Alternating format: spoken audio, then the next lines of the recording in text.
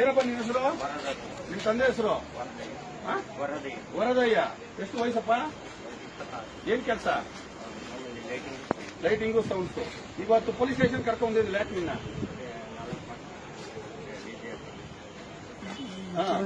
ತಪ್ಪೋ ಸರಿನಾ? ಏನಂತ ಹೇಳಿದ್ರು ಮಂಡ್ಯದಲ್ಲಿ? ಎರಡು ಕೇಳಿದ್ದು ಕೆಳಗಡೆ ಎರಡು ಮೇಲಕ್ಕಲ್ಲ, ಎರಡೇ ಹೇಳಿದ್ದು ಮಂಡ್ಯದಲ್ಲಿ. ನೀವು ಅದಕ್ಕೆ ಎರಡು ಸೇರಿಸಬೇಡಿ. ಮಂಡ್ಯ ದೊಡ್ಡ ಸಾಹೇಬ್ರು ಹೇಳಿದ್ದು ಎರಡಕ್ಕೆ. ಎರಡ ಮೇಲೆ ಹಾಕೋರು ಏನಾಯ್ತದೆ ಹೇಳೋ?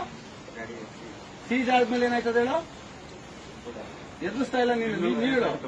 ಕ್ರಿಮಿನಲ್ ಕೇಸ್ ಆಗ್ಬೇಕಪ್ಪ. ಯಾಕೆ ಬೇಕು? ಹಬ್ಬ ಮಾಡುತ್ತಾನೆ ಖುಷಿಯಾಗಿರೋದು. ಈಗ ಬಿಡ್ತಾ ಇದೀನಿ ಫಸ್ಟ್ ವಾರ್ನಿಂಗು ನಮ್ಮ ಸ್ಟೇಷನ್ ಲಿಮಿಟ್ಸ್ ಅಲ್ಲಿ ಅಂತ ಬಿಡ್ತಾ ಇದೀನಿ.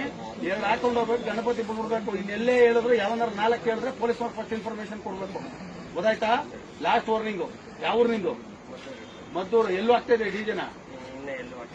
ಈಗ ಎಲ್ಲ ಹಾಕಕ್ ಹೋಗಿದ್ದೆ. ಇನ್ನೊಂದ್ಸರಿ ಹಾಕ್ಬೇಡ, ಹೊರಡು.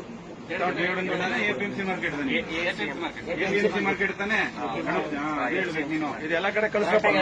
ఈసారి వినాయక చవితికి ఒక ప్రత్యేకత ఉంది. ప్రతి సంవత్సరం మీరు గాని గణేష్ పండుగ చేసుకోవాలంటే ఒక మైక్ పెట్టుకోవాలి. మైక్ పెట్టుకోవాలంటే పర్మిషన్ కావాలి. మీరు కరెంటు తీసుకోవాలి. కరెంటు కూడా మళ్ళీ బిల్లు కట్టాలి, పర్మిషన్ తీసుకోవాలి.